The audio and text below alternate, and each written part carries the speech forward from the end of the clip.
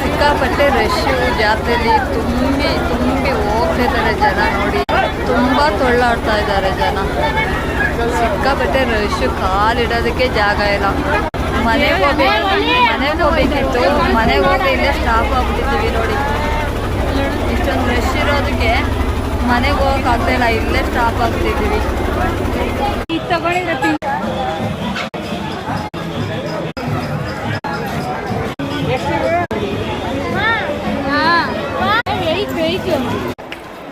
Hello guys, ಈ ಜಾತ್ರೆಗೆ ಬಂದಾಗ ನೀರು ನೀರು ಅಂತ ಕೇಳ್ತಾ ಇರ್ತಾರೆ. ನೀರೆಲ್ಲನೂ ಬೆನ್ಗೆ ಕಟ್ಕೊಬರ್ಬೇಕು ಒಂದು ಗಡಿಗೆ ಇವ್ರಿಗೆ.